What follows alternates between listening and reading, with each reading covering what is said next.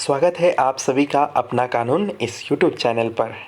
दोस्तों, मैं एडवोकेट अनिकेत श्रीधर मोरे। स्वागत है आप सभी का अपना कानून इस यूट्यूब चैनल पर। आप सभी के लिए हमारे भारतीय संविधान की जानकारी प्राप्त हो, इसलिए मैं बेहद आसान भाषा में और आप सभी के लिए, हमारे सारे भारतीय नागरिकों के लिए हमारे भारतीय संविधान की लेक्चर सीरीज़ लाया हूँ। इससे पहले मैंने इंट्रोडक्शन लेक्चर किया था और आज हम हमारे फर्स्ट लेक्चर में भारतीय संविधान की उद्देशिका यानी preamble of the constitution of India, इसकी डिटेल में जानकारी इस वीडियो द्वारा हम प्राप्त करेंगे। तो चलो आज हम हमारे भारत के संविधान की उद्देशिका यानी प्रस्तावना शुरू करते हैं। हम भारत के लोग भारत को एक संपूर्ण प्रभुत्व संपन्न समाजवादी पंथनिरपेक्ष लोकतंत्रात्मक गणराज्य बनाने के लिए तथा उसके समस्त नागरिकों को सामाजिक, आर्थिक और राजनीतिक न्याय, विचार, अभिव्यक्ति, विश्वास, धर्म और उपासना की स्वतंत्रता, प्रतिष्ठा और अवसर की समानता प्राप्त करने के लिए तथा उन सब में व्यक्ति की गरिमा और राष्ट्र की एकता और अखंडता सुनिश्चित करने वाली बंधुता बढ़ाने के लिए दृढ़ संकल्पित होकर अपनी संविधान सभा में आज तारीख 26 नवंबर 1949 को इस संविधान को अंगीकृत, अधिनियमित और आत्मर्पित करते हैं। देखिए दोस्तों, संविधान के उद्देश्यों को प्रकट करने हेतु पहले एक उद्देशिका प्रस्तुत की जाती है। हमारे देश की जो प्रस्तावना है, उद्देशिका है, उसमें हमारे भारतीय संविधान के उद्देश्य प्रकट होते हैं। उद्देशिका को संविधान का सार मानी जाती है। देखिए, हमारे देश के संविधान का जो सार है वह हमारे संविधान में दिख जाता है, हमारे देश के संविधान के उद्देशिका में दिख जाता है। उद्देशिका संविधान के लक्ष्य को प्रकट करती है, यानी हमारे संविधान का लक्ष्य, हमारे संविधान का हेतु क्या है, वह हमारे संविधान की उद्देशिका प्रस्तावना प्रेम्बल बताती है। संविधान का दर्शन भी हमें इसके माध्यम से प्रकट होता है। संविधान किन आदर्शों, आकांक्षाओं को प्रकट करता है, इसका निर्धारण भी उद्देशिका से ही होता है।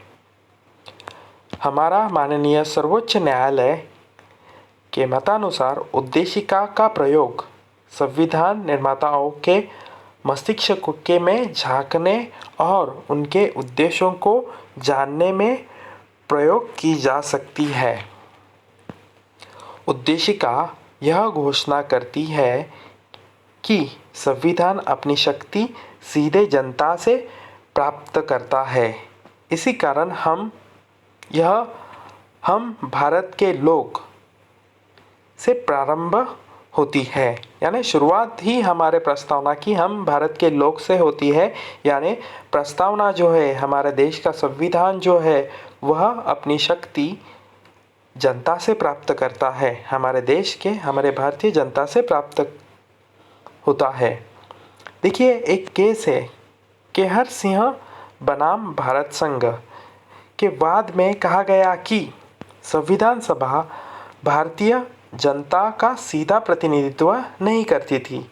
देखिए, यह बात सही है कि संविधान सभा, हमारी भारतीय संविधान की संविधान सभा हमारे देश के नागरिकों का डायरेक्टली प्रतिनिधित्व नहीं कर रही थी। हमारी देश की संविधान सभा हमारे देश का संविधान बनाने हेतु चुनी गई थी। ठीक है, अंततः संविधान विधि की विशेष अनुकृपा प्राप्त नहीं कर सकता है, यह इस केस में कहा गया था। परंतु माननीय न्यायालय ने इसे खारिज करते हुए संविधान को सर्वोपरि माना है। यानी हमारे देश का सुप्रीम पावर, हमारे देश का सर्वोपरि, सबसे ऊपर हमारे देश का संविधान है, संविधान से बढ़कर कोई नहीं है, जिस पर कई प्रश्न नहीं उठाया जा सकता है। यानी हमारे देश पर कोई भी देश के संविधान पर कोई भी प्रश्न उठाया नहीं जा सकता है और संविधान का आदर्श रूप हमारे देश की प्रस्तावना, हमारे देश के संविधान की प्रस्तावना है। देखिए, उद्देशिका, प्रस्तावना, प्रेम्बल यह सिमिलर है। उद्देशिका यह बताती है कि संविधान जनता के लिए है तथा जनता ही अंतिम संप्रभु है। हमारे देश की प्रेम्बल क्या बताती है, उद्देशिका क्या बताती है? हमारे देश में हमारे देश की जनता ही सब कुछ है, अंतिम संप्रभु है, यानी सबसे ऊपर, सबसे बढ़कर हमारे देश की जनता है, जनता के आगे कोई नहीं है। इसीलिए हमारे देश का जो सरकार है वह स्थापन हमारे देश की जनता करती है। इसलिए आप सभी अपने वोट की कीमत जानें कि आपका एक वोट हमारे देश की गवर्नमेंट डिसाइड करता है। ठीक है, तो हमारे देश की सरकारें चुनते वक्त हम सभी नागरिक सोच समझकर हमारे देश की सरकार चुनें। देखिए, उद्देशिका लोगों के लक्ष्य, आकांक्षाओं को भी प्रकट करती है। हमारे देश के नागरिकों के लक्ष्य, आकांक्षाओं को भी हमारे देश की जो संविधान की उद्देशिका है वह प्रकट करती है। इसका प्रयोग किसी अनुच्छेद में विद्यमान अस्पष्टता को दूर करने में भी किया जा सकता है। यह जाना जा सकता है कि संविधान किस तारीख को बना तथा पारित हुआ था। भारत एक स्वतंत्र संप्रभु गणराज्य है। यह भी हमारे प्रस्तावना में यानी उद्देशिका में, प्रेम्बल में दिया गया हुआ है। देखिए, उद्देशिका संविधान के एक भाग के रूप में परंपरागत मत क्या है? देखिए, उद्देशिका को संविधान का भाग नहीं मानता है, यानी पुराना जो मत था, क्योंकि यदि इसे विलोपित भी कर दे यानी संविधान से निकाल भी दे तो भी संविधान अपनी विशेष स्थिति बनाए रख सकता है। इसे पुस्तक के पूर्व परिचय की तरह समझा जा सकता है। यह मत सर्वोच्च न्यायालय ने बेरुबारी बनाम यूनियनवाद 1960 में प्रकट किया था। सर्वोच्च न्यायालय ने निर्णय दिया कि जहां संविधान की भाषा संदिग्ध हो वहां प्रस्तावना विविध निर्वाचन में सहायता करती है, इसलिए विधायिका प्रस्तावना में संशोधन नहीं कर सकती है। अभी रिसेंटली नवीन मत यानी नई धारणा जो है, नई मानना जो है, इसे संविधान का एक भाग माना जाता है। जो नया न्याय निर्णय आया है उस न्याय निर्णय में, नया निर्णय यानी केशवानंद भारती बनाम केरल राज्य 1973 में दिए न्याय निर्णय में माननीय सर्वोच्च न्यायालय ने इसे संविधान का भाग बताया है।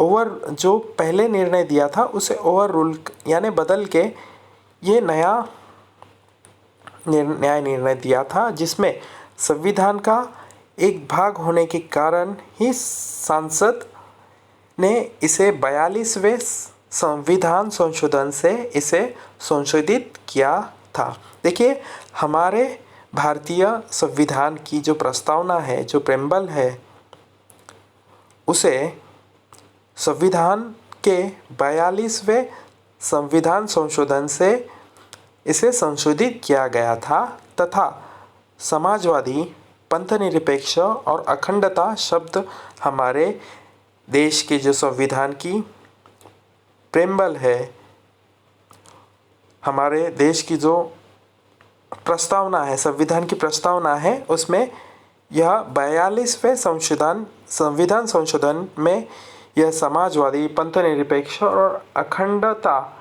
यह शब्द जोड़ दिए गए थे। वर्तमान में नवीन मत ही मान्य है। उद्देशिका के शब्दों का विश्लेषण। संप्रभु यानी सोवर्जिन।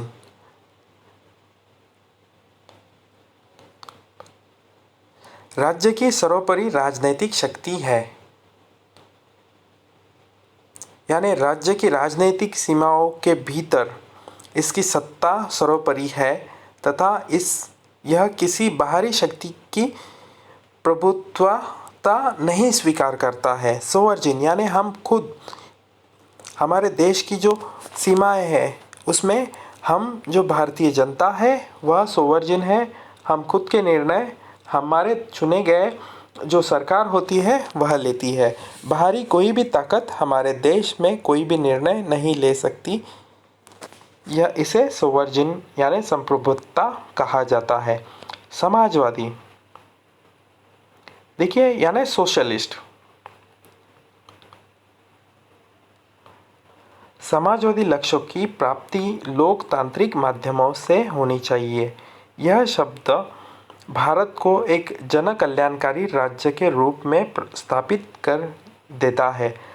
सोशलिस्ट देखिए हमारे देश में जो भी निर्णय होते हैं यह समाज के कल्याण के लिए होते हैं। हमारा देश जो है समाजवादी है, जन कल्याणकारी राज्य के रूप में ही स्थापित हमारे भारतीय संविधान द्वारा हुआ है। हमारे देश में जो भी निर्णय हमारे देश की प्रस्तावित सरकारें लेंगे वह समाजवादी निर्णय लेगी, यानी जन कल्याणकारी निर्णय लेंगे। देखिए अगला शब्द है पंथ निरपेक्ष यानी सेक्युलर। देखिए सेक्युलर इस शब्द का अर्थ है हमारे देश का संविधान जो है वह किसी एक पंथ, किसी एक धर्म का सपोर्ट नहीं करता है। हमारा देश जो है वह हर धर्म का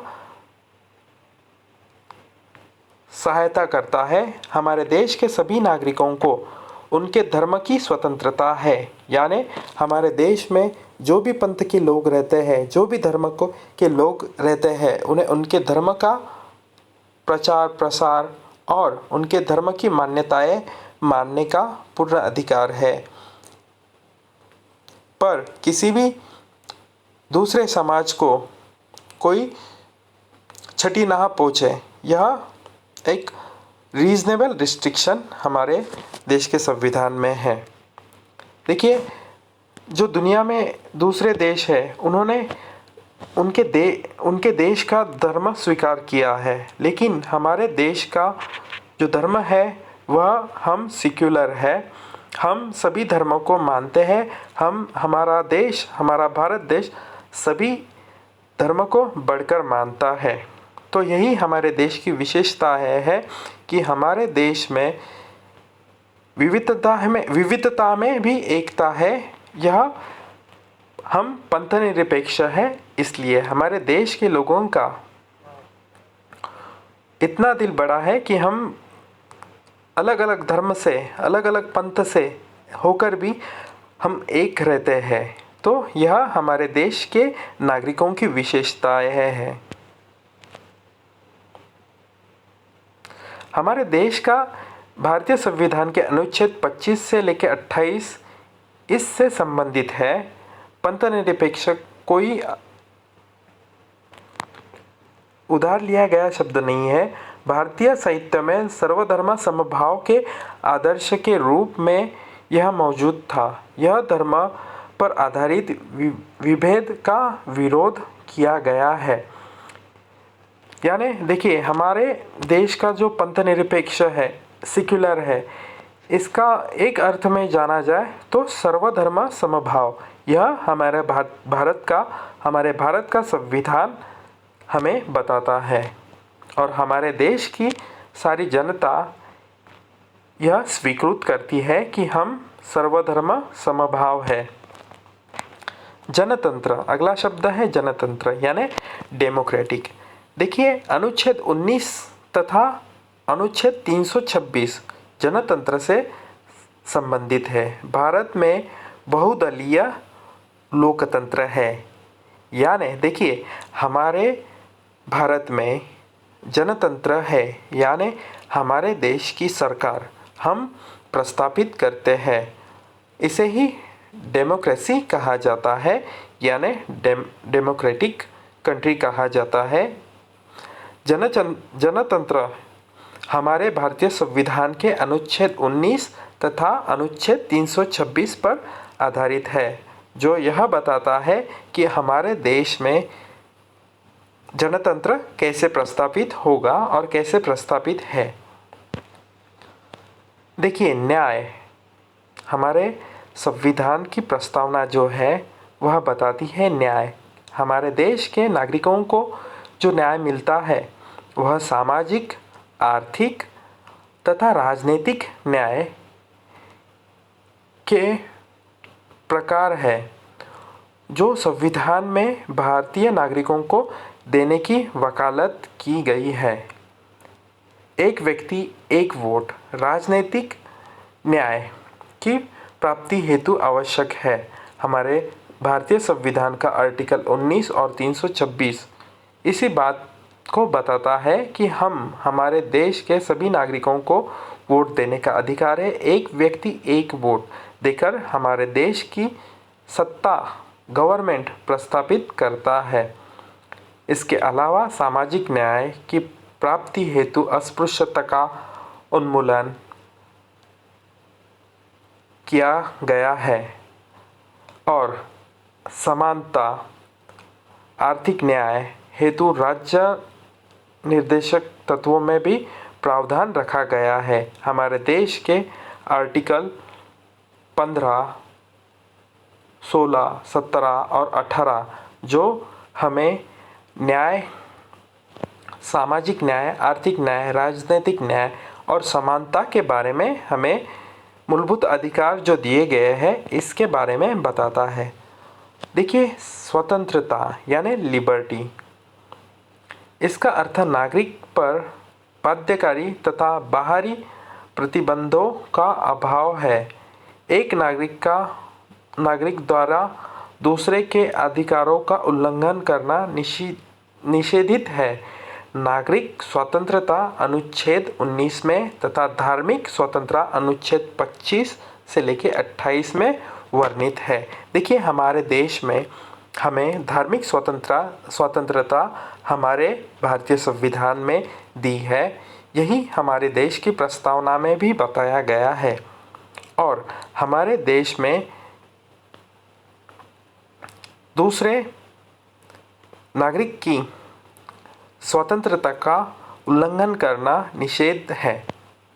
देखिए, अगला शब्द जो है समानता यानी इक्वलिटी, स्तर तथा अवसरों की समानता स्थापित करना अनुच्छेद 14 से लेकर 18 में वर्णित है।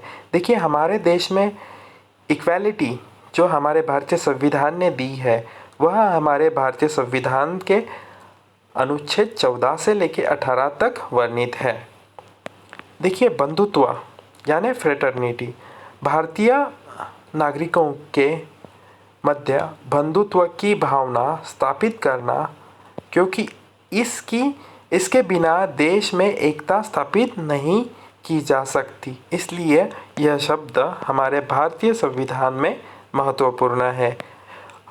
यह सभी विशेषताएं जो हमारे संविधान के प्रस्तावना में दी गई है, हम हमारे भारतीय संविधान का लेक्चर जब शुरू होगा हम उस वक्त इन एक एक शब्द का अर्थ जानेंगे। तो आज के लेक्चर में इतना ही। मैं आशा करता हूँ मैं आपको हमारे भारतीय संविधान की उद्देशिका के बारे में जानकारी जो दी वह आपको अच्छी लगे।